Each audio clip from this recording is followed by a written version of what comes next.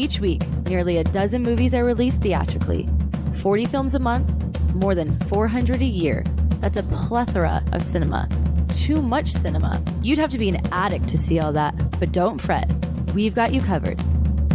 This is CinemAddicts. Hey everyone, it's a new week of CinemAddicts. This is episode number 226. We are fresh off a 5-hour excursion with Jason Kleberg from the Force 5 Film Podcast from Saturday. I don't know when that episode comes out. I'm joined with Eric Holmes and Bruce Perky. Bruce Perky, are you still tired from our 12-hour excursion with Jason Kleberg on Force 5 Podcast? Can you tell our listeners what me, you, and Eric were doing all Saturday with Jason Kleberg? Well, I was missing my football games. Did you miss your football game? I guess you did miss one of them, didn't you? I missed the Houston Texans lose, so I'm glad that I missed it. Yeah, we were talking over some end of the year stuff for 2023, but just kind of leave it at that. There's so much goodness to be had, and I guarantee when that comes out, there'll be at least for anybody listening, 10 or 12 movies they haven't seen. As opposed to the Oscars, which were released yesterday, the nominations, and you've heard about all those movies. Yeah, so glad that Barbie wasn't nominated for Best Actress and Director. Was I supposed to say that, guys? What? Hello? I'm kidding.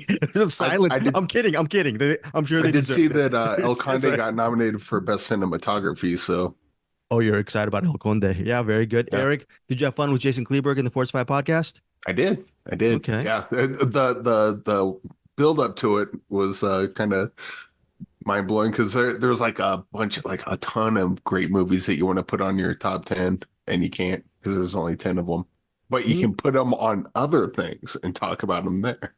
Can you tell the listeners what interesting way you shaped your top 10 list on Jason's show? Because we basically talked about our top 10 list for this upcoming Jason Kleberg Force 5 episode. How did you shape your top 10 as the actual podcast progressed? I avoided movies that I was pretty sure that you or Bruce would put on there, and there was one that I think it was on Bruce's list. It was one of your two lists, and I had it on like number 2 or something. It was my number 2, and Bruce said it earlier, so I'm like, cool, I can just take that off my list and put another one on. I thought I'd have more, but I did not. There were too many great movies that came out last year. Yeah, there were a lot of great movies that came out last year. The Oscar nominations, like Bruce said, were just announced earlier this week. That said, there are so many things. I joked about the whole Barbie thing, whether or not, tell us if you think Greta Gerwig and Margot Robbie deserved Oscar nominations for actress and director. Bruce, you saw the movie.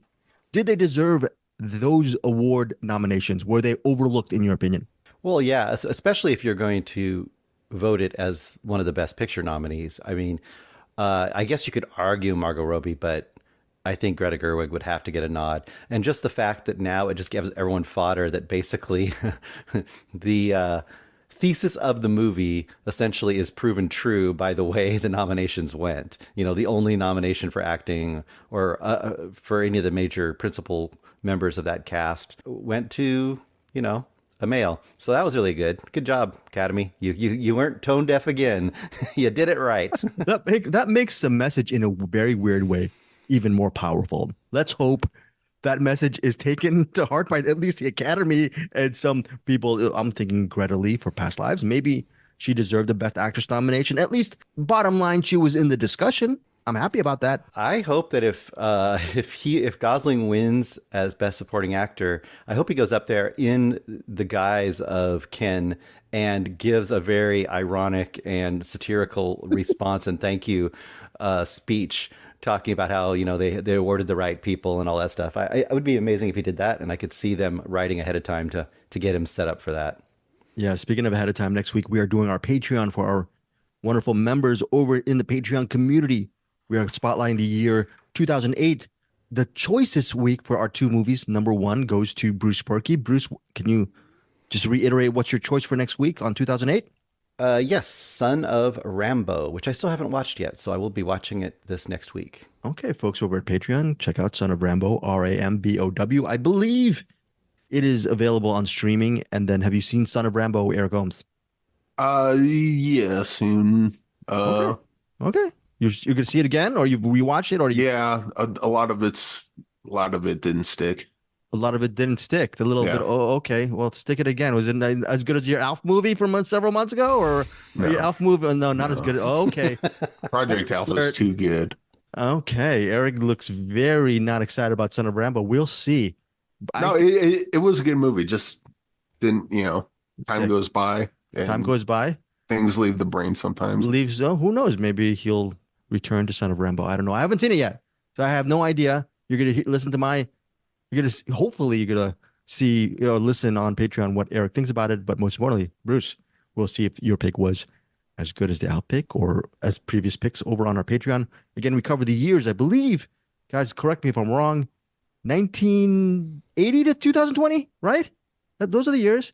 We're That covering sounds 40 right. years. Yeah, we're covering 40 years, and again, this month is 2008. We have to pick the second one. Thank you to Ryan Smith for choosing 3 Patreon picks for our second pick. Okay, so for our second movie, we have a choice of City of Men, Bangkok Dangerous, and Death Race. I'm going to randomize it right now. Number 2 film for 2008. Again, number 1 is Son of Rambo. Number 2 is the Nicolas Cage classic Bangkok Dangerous. Yes, King Kong. Bangkok. Well, yeah, Bangkok. That's that King Kong porn they made back then in Bangkok. 2008. How can I'm happy? Yeah, very good. I need a drum fill. I'm Thai. I should have said Bangkok Dangerous. I wasn't born in Bangkok. I lived in Bangkok. You guys didn't know this. For several years.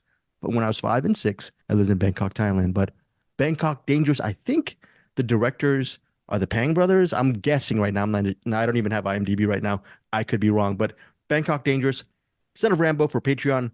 Again, $5 catch-all. Thank you, CinemAddicts listeners, for being part of our Patreon community. I'll have the link where you can join on our show notes. Our features, let's get to them. We have Eric in the last minute, I think in the midnight hour, he added 2. So we had 4. Now we have 6. I might take mine out of the way. I think Bruce and Eric did not know that I actually did see this movie called Bad Hombres with Tyrese Gibson. So I might say a couple things about Bad Hombres. But speaking of what is the number 1 movie that we have to cover this week? By the way, our movies are American Star, The Sweet East, The Seeding, Bad Hombres, Miller's Girl, The Peasants, and not Bangkok Dangerous. That's not one of the movies we're covering. Let's start off with American Star, which all of us have seen.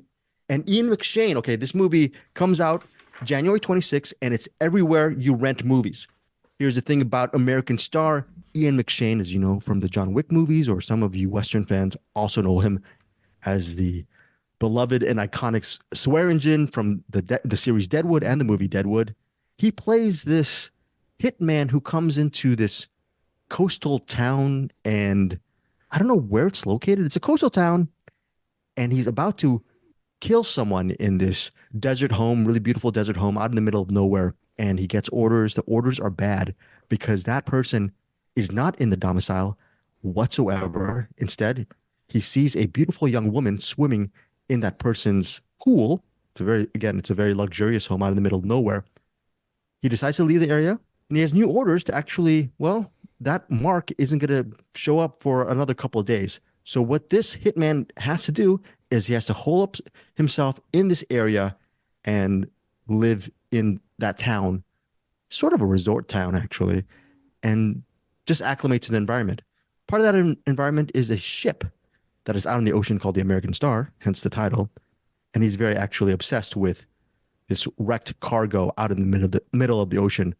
I'm sure it might be symbolic. It's a straight symbolic thing about, I guess the ship is sort of like symbolic of the actual hitman because he's elderly. He's probably in his late 70s, early 80s.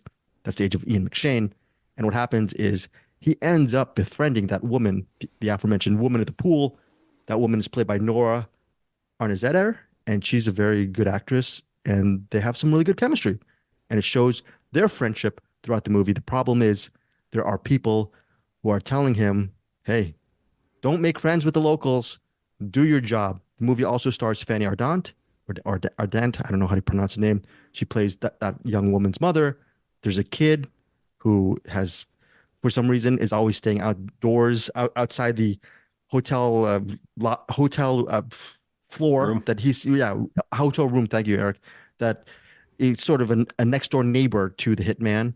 And there's also a another mysterious figure from the hitman's company, a younger version of him, basically, who is telling his mentor to move on and do the job. That is a premise of American Star that is directed by Gonzalo Lopez Gallego, and the writer is Nacho Faerna. So let's start off with Bruce Perky, American Star, slow burn of a movie, some really interesting landscapes of the area. It's beautifully shot, in my opinion.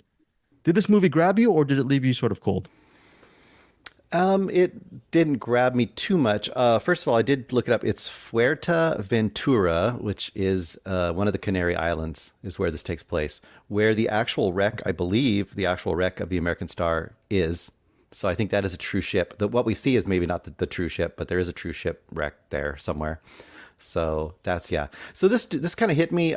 Well filmed, well acted, beautiful landscapes. This is kind of like the Bergman Island of Hitman movies, but where Bergman Island I kind of went with the flow, and I kind of liked the story and where it was going. This didn't really feel like it was going much of anywhere.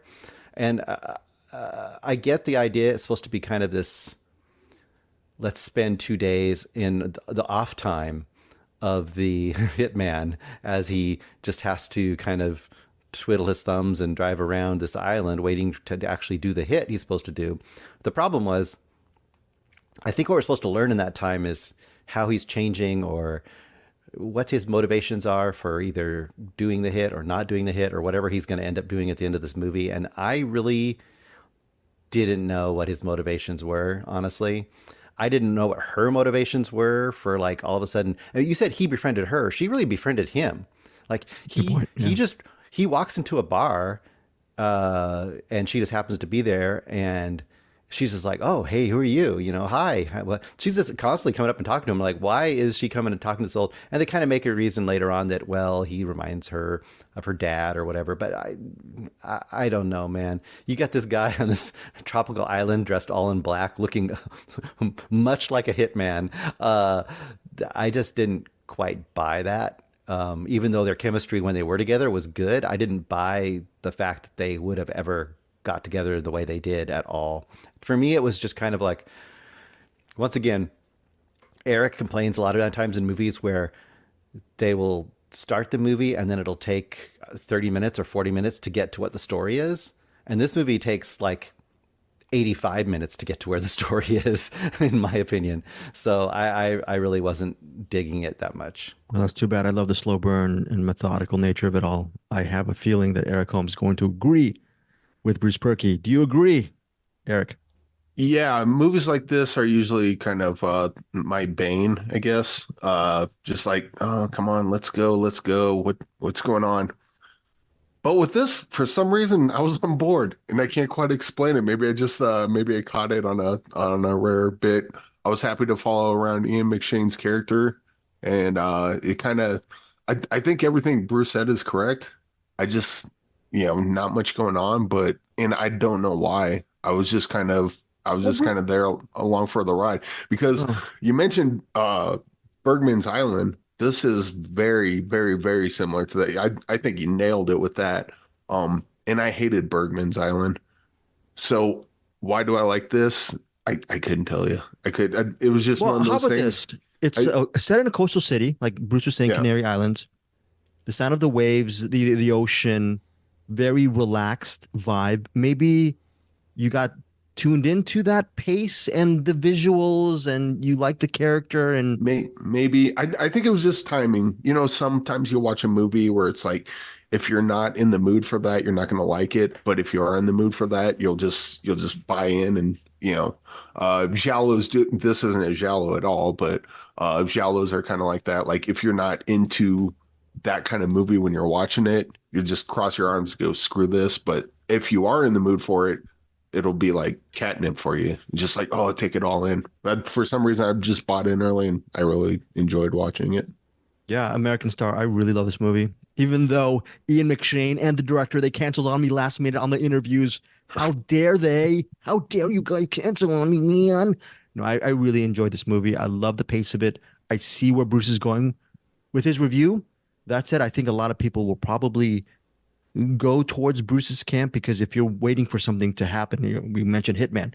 If you expect a lot of action, you're not going to get it. If if you want the story to get to the point, which a lot of times that Eric likes in his movies, you're definitely not going to get that. But if you ride a certain wave with American Star, which I believe Eric and I did, I think you'll end up appreciating this movie. Okay, so my rating for American Star, which is in theaters January 26th, and it's everywhere you rent movies. CinemAddicts community, tell us what you think of this movie. It's not in your theaters. You can actually rent it. So that's good news. My rating, 4 stars. Bruce Berkey. I would like to, let's see. I can't quite recommend it, so I think I'll go 2.5. I also want to call out a technical thing really quick. So you know how in movies for a while the drone shots were like super impressive, and then now they become kind of just a cheap thing that anyone can do. Yeah. And then for a while it was all cool to always have your camera flip over at some point in the movie, like have the go from the right side up to the upside down shot. Yeah. Well, there's a shot in here that I'm seeing way too much as well, and I want to cancel it. I'm going to cancel you, shot. This is the shot where you have the camera bolted to the car door, and the car door is open, and the person gets in the car, and they close the car door, and it follows the door. So you see them now sitting in the car. It's one of those things that once you see it, you won't be able to unsee it, and I'm annoyed by it, and they need to stop doing it. 2.5 stars. 2.5 stars. Yes, Eric. I thought you were going to talk about the shot where they just kind of hang on them, and then all of a sudden the camera light turns around so you can see behind them. There was like about 10 of those. Yeah, that's a little bit too. But the door shot calls so much attention to itself. I want to say no, stop. Right, Eric, yeah, what you got? Yeah, I'll give this one a 3-star banger. This is definitely one of those movies, like put it on and give it like 10-15 minutes. If you're not into it, bail. But if you're digging the vibe, then stick with it. Okay, so that is our review for American Star. Again, it's starring Ian McShane and Nora Arnzetter, I believe that's her name. So very interesting movie. 4 stars for me, 3 for Eric, 3-star banger, and 2.5 for Bruce Berkey. Next up is The Sweet East. It's in LA, January 26th, specifically playing at Landmarks North Theater. It's been playing in select theaters over the last several weeks, and it's an indie film directed by Sean Price Williams, and the stars include Talia Ryder, Earl Cave, also Jacob Elordi is in this, and some really interesting, I believe the girl, I could be wrong, the girl from Hulu's, what is it, The Bear is in this one as well. So Ayo Edebiri? And Bottoms. She was in Bottoms. Edebiri, yeah, and from Bottoms too. Bruce, what's this movie about? Is it worth watching, this indie? Well, this is one of those, I had to look up the word because I've been hearing it lately, and I think it applies to this, is that a picaresque, which is one of those stories where the plot isn't really the story. The story is that you follow a person from like experience to experience to experience, and it's following them on their journey is kind of the story. And that's what this movie kind of is. It starts out with our main character, is it Lillian? Yeah. Lillian is just like on a high school trip. I think she is she's on a high school trip in DC, and she just kind of veers away from the group. And then she ends up in like a white supremacist rally, and then ends up hanging out with the white supremacist dude for a whole long time. And then goes away from that for a while and ends up with an acting troupe. And I'm not going to say all the places she goes, but this is a movie that kind of rambles through all of these, different scenes where she kind of just is the blank slate, and whatever group she falls into, she kind of somewhat adopts the world that these people are in. And then when she goes to the next one, she does that again.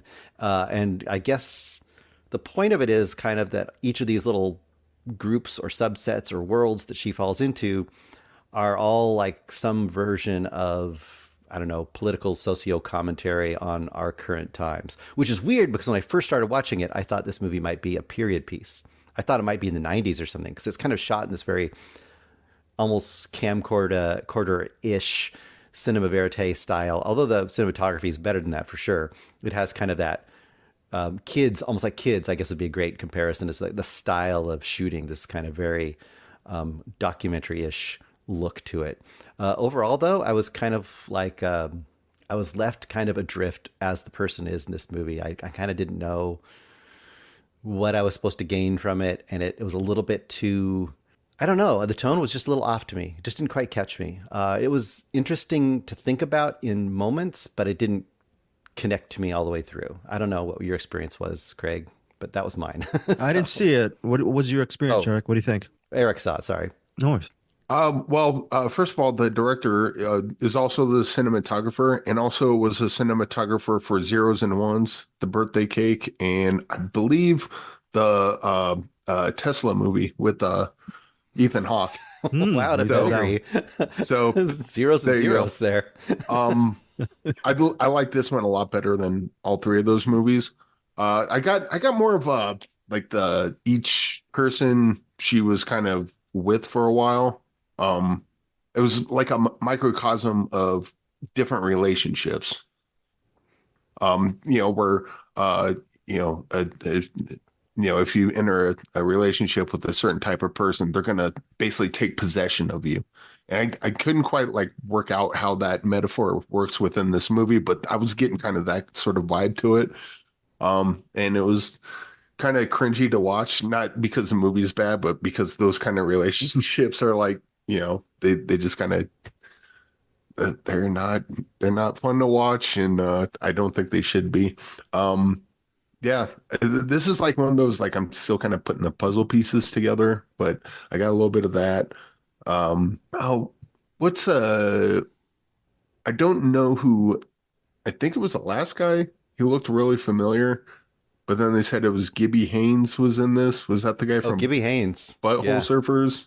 It is, yeah. Was that him towards the end, or was he in the very end? There's that really short sequence where she's kind of like in their castle or something. I don't know what it is, but yeah, it was very short. But that was Gibby Haynes from Butthole Surfers. I don't know why he was in there. I think it was that castle part that kind of cemented it for me, because like just being in the castle, you think of like Rapunzel, just being locked away in it actually should have been an earlier part that, got that part, but it was something about the castle like made me think of Rapunzel, and Rapunzel's this woman that's like held basically against her will, but kind of not, but sort of definitely against her will, just from a boyfriend or a husband that's way too possessive. But yeah, this was not easy to watch, but I think I liked where it was going. All right. Okay. The Sweet East, again in theaters, LA's New Art Theater, January 26th. It's an indie film. Kind of very interesting. Eric, what's your rating on the Sweet East? I'll probably go 4 on this, but this might be a Scary of 61st kind of situation. Where I say, dude, check out the Sweet East, and then someone might check it out and go, Eric, what the hell are you telling me, dude? Okay. We'll see what Bruce says. Listen to Bruce. Whatever Bruce says is the correct answer. For me, it was a bunch of great ingredients, but it didn't make a very good meal. So it was kind of like, I'd probably say 2.5 on this one too. I couldn't recommend this one. 2.5 for Bruce for the Sweet East. Finally, again, Eric with 4 stars. Let's get to the seeding. Not the seating, the seeding. Like there's seeds in the ground. Maybe there's seeds in people. Maybe there's, who knows what the seeding means. It's written and directed by Barnaby Clay. It stars Scott Hayes and Caitlin Scheel. I forget. Sheil. Maybe Scheel. I don't know how to pronounce it. My bad. The reason why I'm mentioning these actors, there's a bunch of sort of Lord of the Rings type of kids who hang out, but essentially this is a two-hander set in the bottom of a canyon.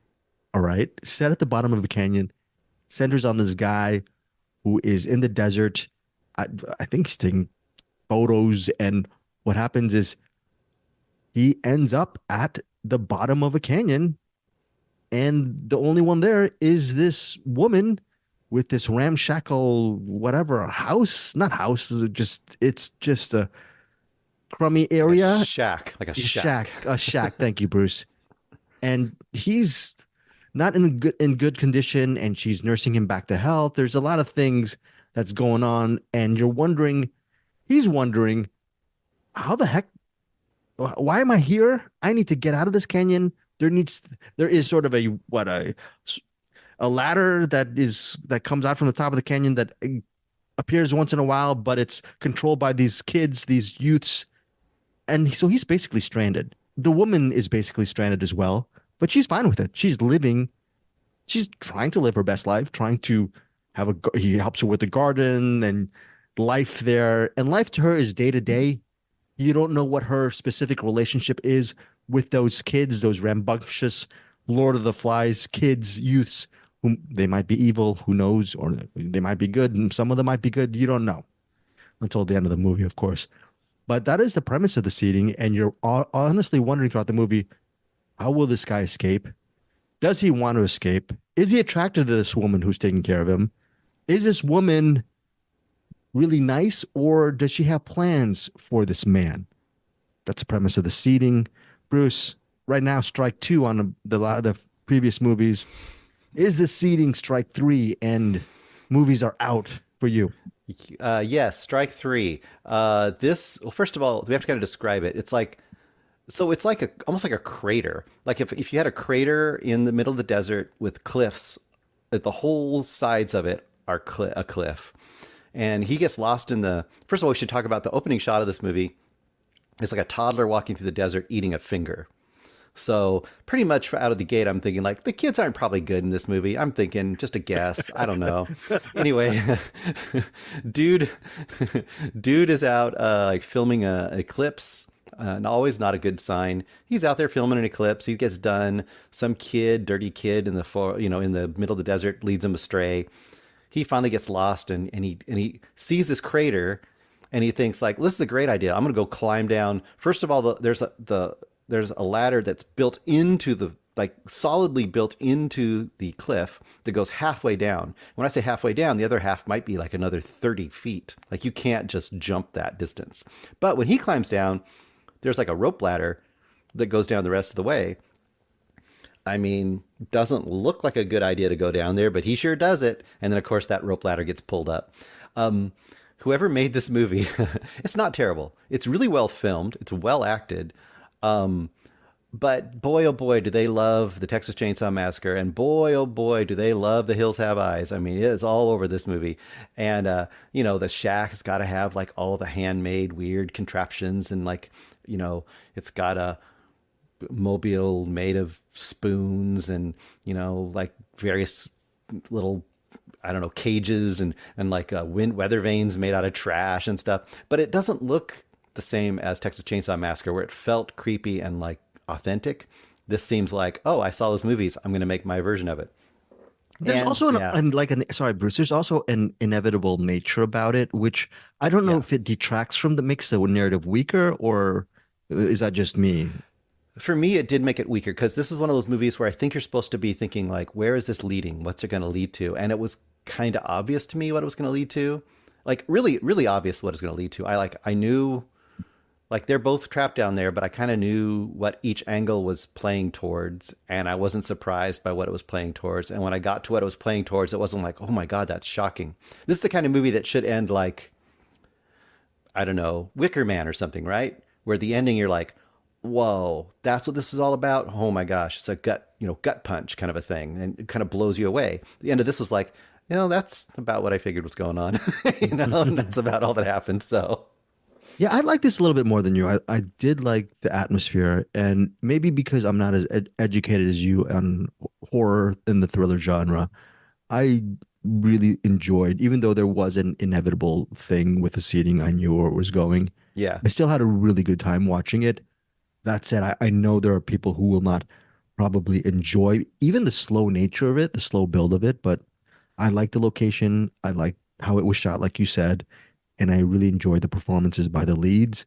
So overall, this movie is a solid 3.5 for me, but it's with a caveat that you're going to need a lot of patience. And this is sort of a world building experience for you it's one of those things where if you like the world, and even though you're guessing what's going on and still appreciate it, you're going to enjoy the seating. If not, then you might agree with Bruce's rating, which is, Bruce, what is that? Well, it would have been probably 2, but the score is really good in this movie for an indie movie. I like the score a lot, so I'll give it 2.5. But I would say, go watch either version of The Hills Have Eyes or the original Texas Chainsaw Massacre. Do that instead. Okay, again, that is the seating in cinemas and VOD starting January 26th. My turn. I never get to do this.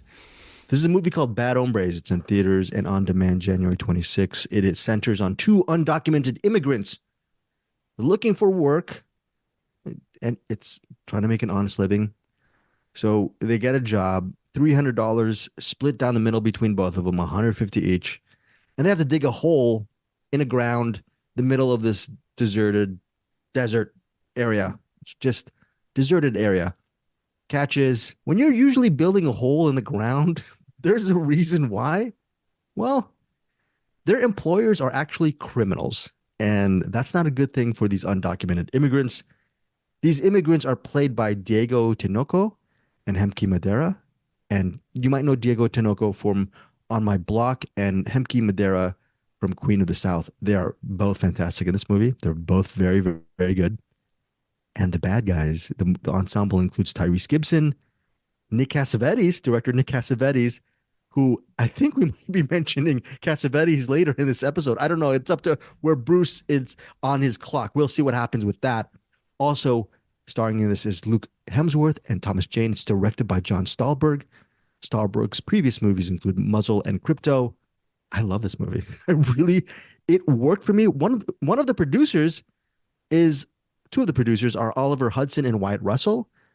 You could say it's a look at undocumented immigration, but it's really not. It's just a great, interesting thriller, and it's mean-spirited, it's violent.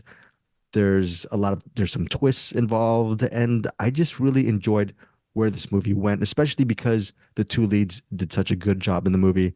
And there's some really interesting, for a movie of this ilk, Stahlberg actually has some interesting cinematic style to this. There's a one-take situation with Diego Tonico and not Nick Cassavetes and who else?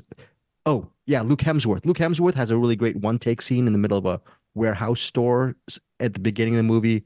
The movie is really well shot, and it's not an obligatory straight to VOD type of experience. At 92 minutes, it's a tightly wound thriller. Thomas Jane's in it again. He's good in his small role, and all of the ensemble cast are really good. It's not one of these things where you get these stars like Tyrese Gibson and they're in it for a couple of seconds and they're forgettable. This one is they're in it for more than a couple seconds and they're really good. So out of all the movies this week, Hombres was a movie that absolutely surprised me.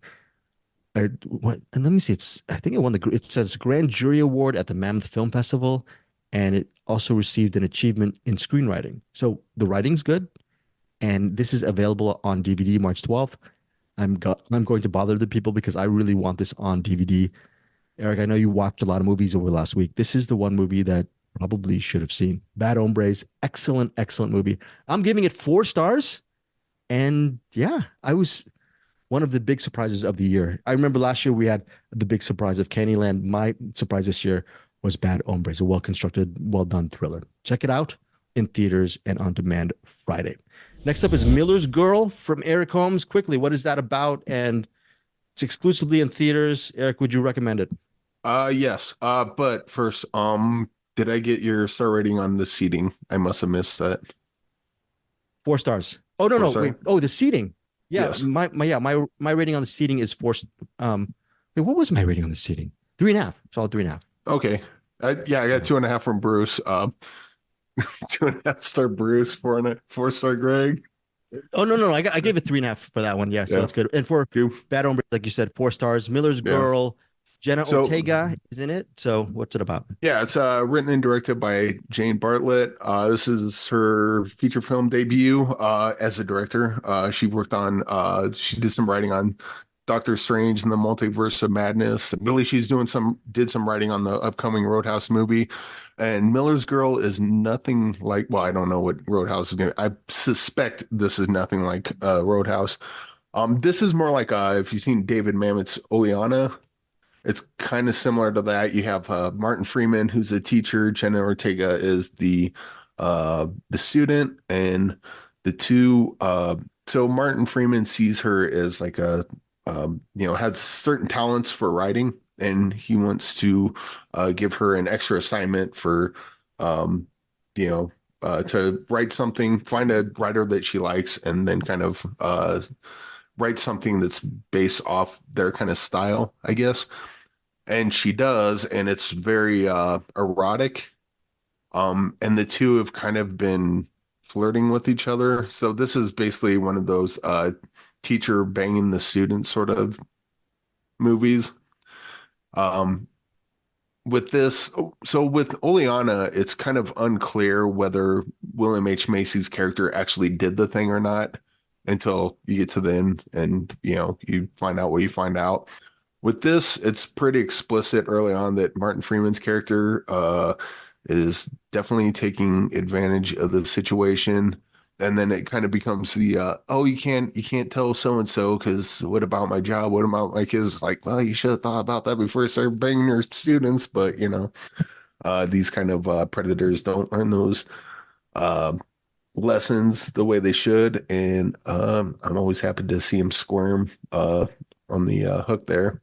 Miller's Girl, very good. The thing I like about this, I think that it's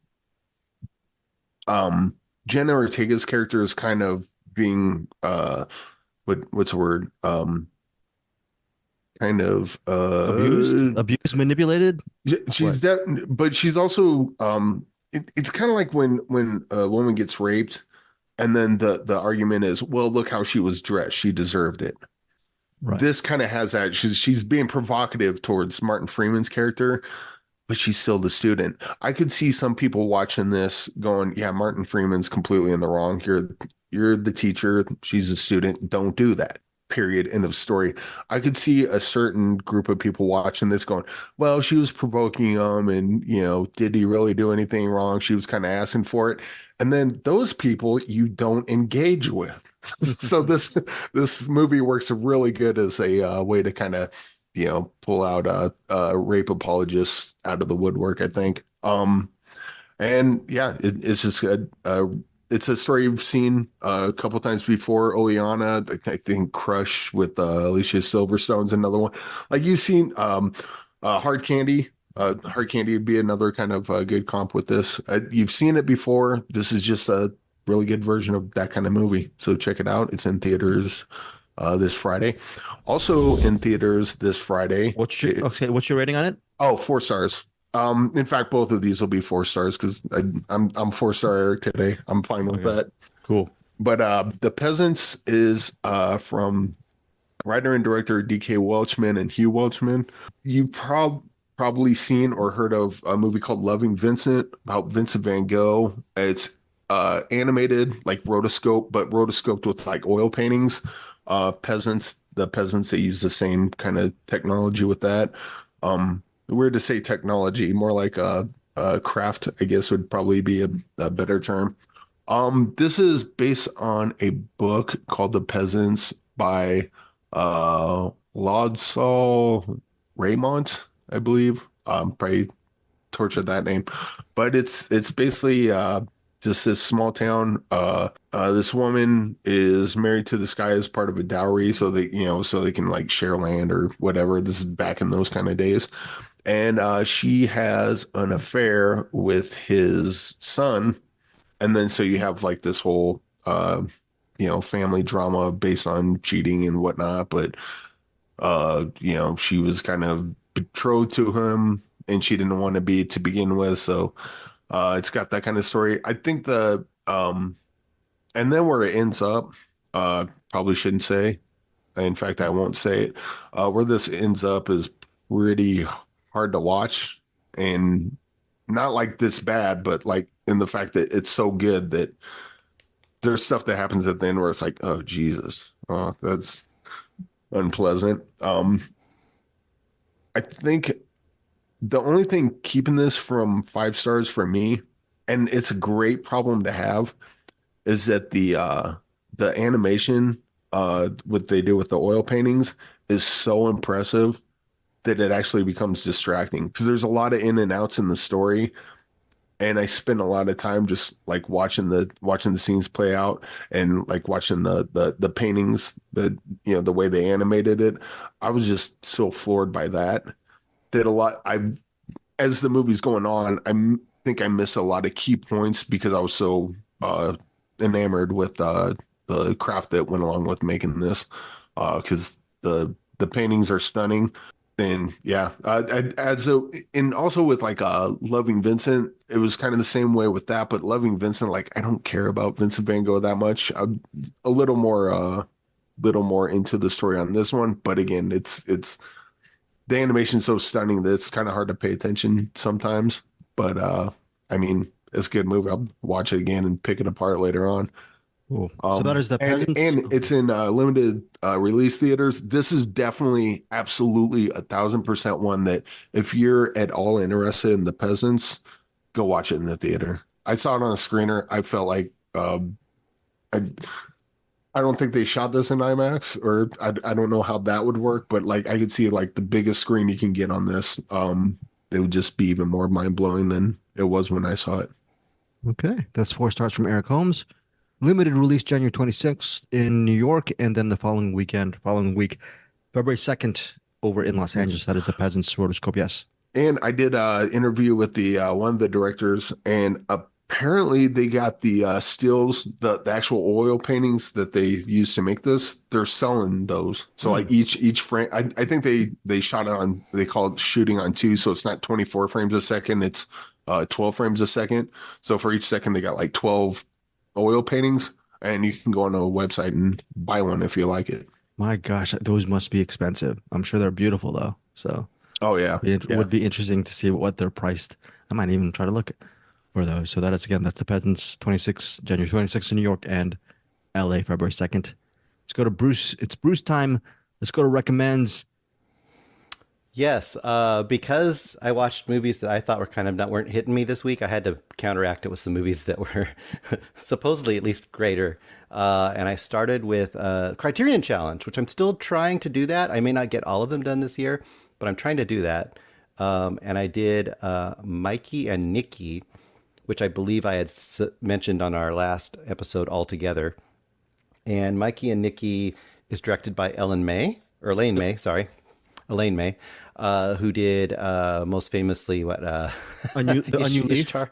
Yeah, New Leaf, but Ishtar was kind of infamously, I guess, would be Ishtar. But this one had come across several podcasts recently as kind of one that's kind of been under the radar, but I think it's kind of been rediscovered a little bit recently. I think it got a Criterion release, obviously, because it's in the Criterion Challenge. So in the last few years, a lot of people caught up with this movie from 1976. And starring Peter Falk and John Cassavetes. And I can never remember who is which, but if I can remember Nick Cassavetes, I can remember Nicky is John Cassavetes. So it starts out, and basically this is the setup. And I don't know, did you watch this, Eric? I thought you might have. Yeah, I think Eric watched this too. No, you watched the box movie. You watched the box movie. You didn't watch Mikey and Nicky. So no, basic concept of this movie is Nicky is, and I know Greg has seen this in the past. Nicky is holed up in like a apartment or a hotel room, I think it is, and he basically is freaking out. He's paranoid as hell. He's got all the windows closed and when shades pulled down, and Mikey, Peter Falk's character, shows up at the door, knocking on the door. You called me, let me in. And it must be at least 5 minutes or so before Nicky will even let him into the room, because what's happened is Nicky was involved in, he's like a low-level mobster, and so is Mikey. And Nicky somehow got involved in some little low-level scheme that caused some money to be stolen from his boss. So he and another guy were involved. The other guy's already dead. And basically Nicky knows there's a hit on him. There's a hit out on him. And he's marked to be whacked at any moment. And Mikey's there to try to help him and convince him to get out of town and try to get him to do that. And this movie is basically one night. It's Mikey and Nicky that night. Mikey's just trying to get Nicky to get enough composure to get himself out of town and to get himself hopefully out of harm's way. This is like a character study times 2, really.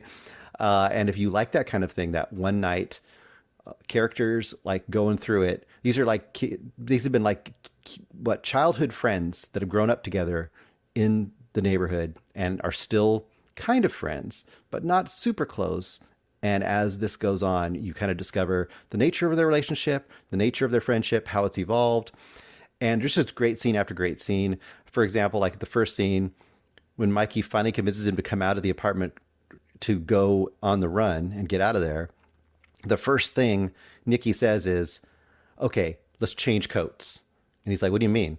Well, if we change coats and someone's trying to kill me, they're going to see you instead, and they're going to try to kill you. And that'll prove to me that you're not in on this, and that you're my real friend. So basically the proof of friendship right out of the gate is that you're going to put yourself up as a target instead of me. And that'll show me that you aren't like, you are to be trusted, you know? And that's kind of where this rolls. There's a reveal about a third of the way into this movie, which is fantastic. I'm not going to say it because I think it's great to discover on your own. And I would say there's a while in this movie where I was kind of like, where is this going? Like it's interesting enough and it's fun to watch these characters interact, but what is the actual character development? But by the time it got to the end, it literally was just like amazing. It was amazing where it went. And I'm not even going to say what kind of response I had to the end of it because I don't want to even give that much away. I'll also mention Ned Beatty's in this, in the height of his powers, in this mid-early 70s period. He's amazing as a somewhat minor role. There is also a very bit part by M. Emmett Walsh, a younger M. Emmett Walsh as a bus driver. It's great. And the only warning I would give is there is a prolonged sequence where they are highly sexist, and it could be really triggering to some, but it's there for a reason, and it's there for a reason with these characters, and it's there to show you a nature of these characters, which I think is really important. And it's really interesting that it's directed by a woman and how she is showing something that you really didn't see in that era much at all. This is a pretty fantastic movie. I was looking at the Criterion Channel the other night, and the Safdie brothers, obviously the filmmakers behind Good Time, and what was the one, Uncut Gems, they were obviously mentioning Mikey and Nicky as a huge influence for them. And you can see how New York cinema, street cinema, was influenced by Mikey and Nicky. And it's interesting because it's from Elaine May, from May Nichols, and known for her wit and her dry wit. And like you said, Ishtar, Mikey and Nicky, though, it would have been interesting to see what more of these type of films, if she had the time, Elaine May would have done, because she was, I think, in conflict with Paramount, and the story goes that she actually took the negative from Paramount, and would hide it all around town so they wouldn't get their hands on Mikey and Nicky, because she wanted to edit it in her own way. For me, the subtraction for Mikey and Nicky is not on the movie itself. It's on the character of Nicky. So first time I saw it, it's one of those movies when you watch it, and if you are irritated by the John Cassavetes character, Nicky, you're going to feel like Mikey throughout most of this narrative, where you're just exasperated, because Nicky as a human being is absolutely exasperating. There is a scene regarding a watch where I wanted to actually strangle Nicky, because he is extremely thoughtless at times. And there are things that happen in this movie I'm not going to say, because that'll make me sound like a total a-hole. There are things that happen in this movie that I was absolutely fine with. And I think Bruce is going to look at me sideways, but yeah, I was fine with a couple things that happened in this movie.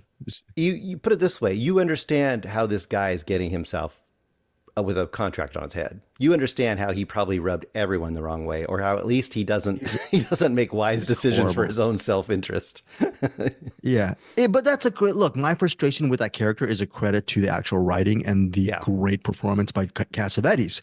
So if you can take your own prejudice outside of the way, and Bruce was talking about that section, which is very not good in today's standards, of course, or any standards, you're actually seeing two real lives unfold before you. And the fact that Cassavetes and Falk were the best of friends, their chemistry really shines forth in the movie. And it shines in the movie amidst a sea, a pretty ocean of just black and colorless hues, because a lot of it is set in the night, or in the diner and whatnot. So it's a very gritty, grimy, wonderful film. So in Oh, my and it's opinion. very much a New York movie of that kind of taxi driver era too. Like this is, I think, all on location. I don't think there's any sets, or maybe a couple interiors, possibly, but it's pretty much all on location, and a lot of Yeah. it's at night in New York on buses, like in graveyards, walking down the streets. It's fantastic. Yeah. It's a great movie. I forgot what I gave it when I did it with Anderson. This movie reviewed it with Anderson. I think I gave it maybe 4.5. I don't know if Anderson loved it as much. I think maybe he talked about it with, like you said, with Brian over at the Film Vault. But just I need to rewatch it. But I think I probably gave it a 4. It's a 4-star film for me. Maybe even more if I down the line if I rewatch it. 4 with room to grow. What about you, Bruce? I think I'm 4.5, possibly with room to grow as well. I think that the last 15 or 20 minutes of this movie, the finale of Yet definitely is a knockout, but there is stuff that goes on with the character of Peter Falk's character, which is so key to understanding the whole entire rest of the movie in the last part of this movie that I thought was just fantastic, like character storytelling. So good. Okay, so for your box movie, Bruce, you have a film. I was looking on IMDb that took 40 years to make. Kind of. This is New York Ninja. Now, this is the one that Eric watched, I believe. Yes. Looking to see. Yes, he did. Good.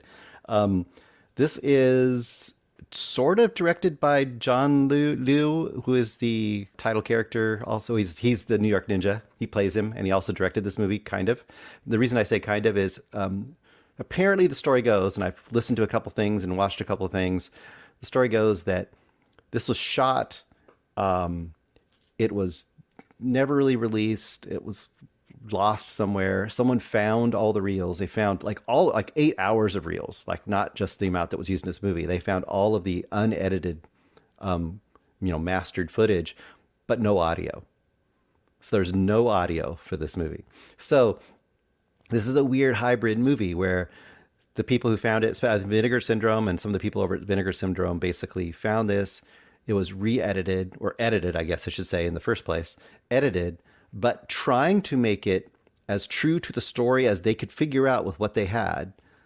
Yeah, I know what Eric is giving a look like, yeah, maybe. But there's stuff in here that's just on film that's ludicrous. So it had to be, you know the movie was ludicrous when it was made. And in a lot of cases, you could tell that they're actually trying to use the words that the people in the movie are actually saying because you can match up the lips. Other times you can tell they're ad-libbing it and making up to make the story kind of make sense. So this is somewhere between like a movie like The Room, like a So Bad It's Good, Troll 2, something like that.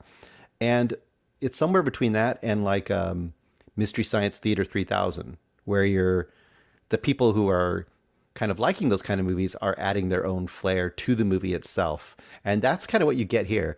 And they have a ton of cult B-movie favorites voicing this.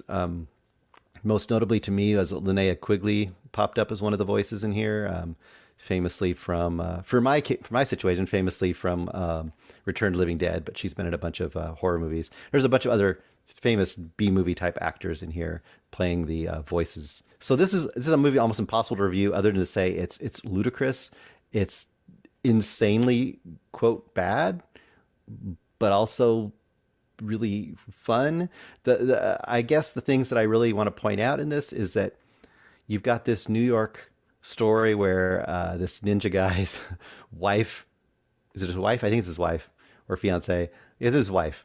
Immediately gets murdered, and then he's on a ninja vengeance kind of a kick to get rid of these various gangs and also this human trafficking crew in New York. And the gangs look like they took the worst extras from the Warriors that didn't make the cut. And that's where they ended up in this movie. And lots of, it's just silly. So if you like these kind of movies, to me, it's a 3-star banger. And if you don't like these kind of movies, it's going to be insufferable. I'd be curious to hear where Eric falls down in this movie. Well, not high. I don't trust the new filmmakers of this, I guess. Yeah. Granted, watching this, I didn't get the sense that it was a masterpiece to begin with. I'd be very curious to see what John Liu thinks of this. because I feel like now they said that they, got the footage. There was no sound, and they try to recreate it best they could of how they think it might have been. I don't believe that for a second. The voice actors are trying to be intentionally campy and bad, and I think that does a disservice to the original actors.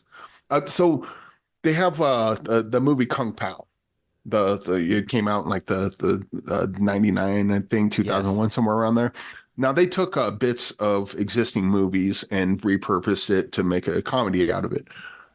For one, a lot of the comedy comes from the writing, and they use the stuff, but also those movies exist. You can watch those movies, or you can go back to it. New York Ninja doesn't exist other than this form. There may have been some good performances in this, maybe not, I don't know, but there could have been good performances in this ruined by overdubs that were intentionally bad.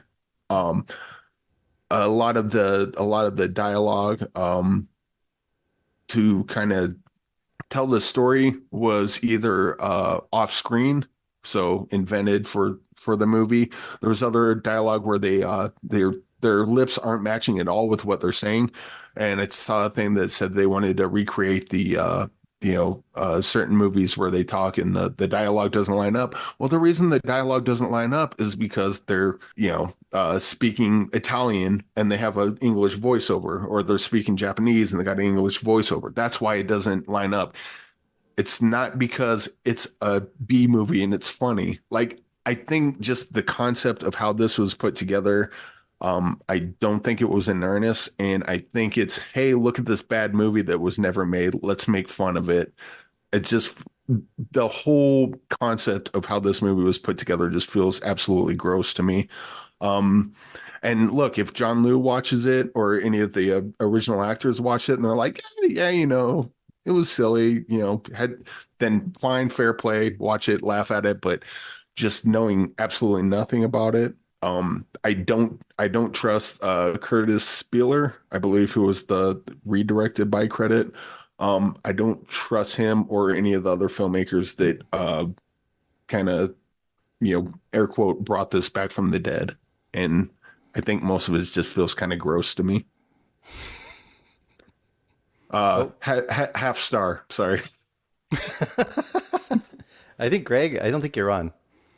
Your microphone's not on. Oh, my bad. So yeah, the Vinegar Syndrome Blu-ray is, which obviously Eric Holmes will not purchase at all. It's scanned and restored in 4K from its original 35 millimeter negative. There's deleted scenes with commentary.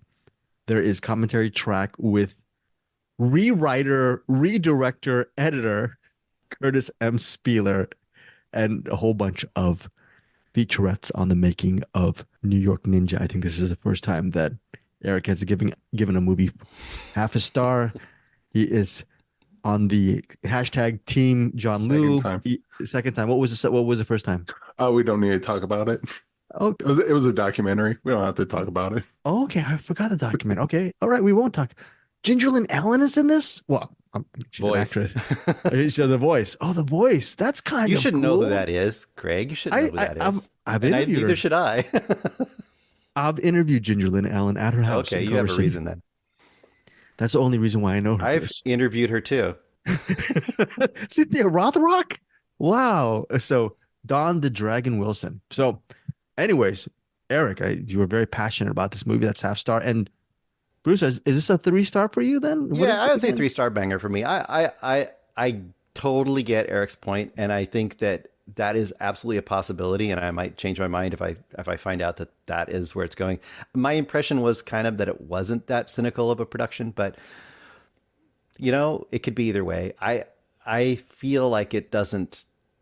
I don't think that they're hating the filmmakers that they're presenting this version of it from, but I can also see, I can see Eric's point. I will say, chomping at the bit. I will say that if it turns out that like the original filmmakers are fine with this, then I'm fully on board with Bruce's 3-star banger. I'm just kind of going on the information I have, and sort of, a lot of it feels like it's in bad faith. Might not be, I don't know, but I just got a gross feeling. But if it turns out it's all fine, then yeah, Bruce nailed it with 3-star banger, because that's exactly what a 3-star banger is. Well, I know Pete sent me this in detail like thing about the making of it, which I have not watched or read yet. So I need to check that out. Maybe that'll give me some better insight, because I've done a little research, but I haven't done very deep research. So maybe I'll get time and I'll look into that and report back. You know what this feels like? The bit in The Flash where Christopher Reeve shows up and George Reeve, or actually even better, George Reeve shows up as Superman. He famously took his life, presumably because of what he felt about his name being associated with a kid's thing. There's that whole thing, and the fact that they just put him in a movie as Superman. It's like, I don't think the original person that you're using, you're doing the exact opposite of kind of what they were going for. It feels like it could be something like that. And if that's the case, then not too keen on it. But then again, maybe the original filmmakers watched New York Ninja the way they cut it together, and it's like, oh yeah, this is fun. I dig it, and no problems for me. All right. Before we leave, Bruce, do you want to do a box pick for the next 2 weeks? Do you want to take something from the box right now? And we're not going to do it next week because we have the top 5. We have the top 5, and I'll talk about it in a second. And while I'm getting that, I will just announce I'm also continuing on the Criterion Challenge thing. I've already watched my Technicolor pick, which is The Red Shoes. And my next one after that is going to be the Anthony Bourdain's Top 10, and from there I picked The Battle of Algiers. Oh, that's a great movie. Love that movie. I have not seen. So I'm only picking movies I haven't seen. Okay, so what is in the box? This was suggested by director Robbie Banfitch, which did the Outwaters. Outwaters, thank you. My brain couldn't name the name. It's a movie called Bad Blood, a Portuguese movie called Bad Blood. Nice. All right, Bad Blood. So interesting. Bruce, you might cover it in a couple of weeks, because next week we're doing our Patreon. We're going to do next week a shortened episode. We're going to review one movie called, I believe, The Promised Land. And Eric, you still have those top 5 that we had for our consensus CinemAddicts top 5 movies? Yep. Okay, so we're going to briefly mention and talk about our top 5 CinemAddicts films for the year of 2023. These top 5 may not be on our individual top 5s, but they are top 5s that we feel are underrated. They are cinematic gems, and they should be included in your watch library as well. And it serves as a great counterpoint to all of those celebrated Oscar, Critics' Choice, and Golden Globe nominees. Yeah, they're the collective top 5, the top 5 that the 3 of us can agree on. Yes. Which I thought would be a fun sort of thing to do. Yeah, definitely. That was a great idea from Eric Holmes. Final thoughts, Eric? Findyourfilmpodcast.com. Go get yourself a shower curtain or paddleboard or pickleball paddle thing. Yeah, whatever you want. Findyourfilmpodcast.com. Bruce Perky, and you? Oh, I don't got anything else to say. I've said enough. I've just been 2.5ing all over the place. So hopefully you don't listen to me. Have some fun. Watch some movies that they liked. And I probably am just being an old poop. On that old pooper mark. That's amazing. We'll see you here next week on CinemAddicts. And of course, here's that. Goodbye, everybody. Thank you for joining CinemAddicts.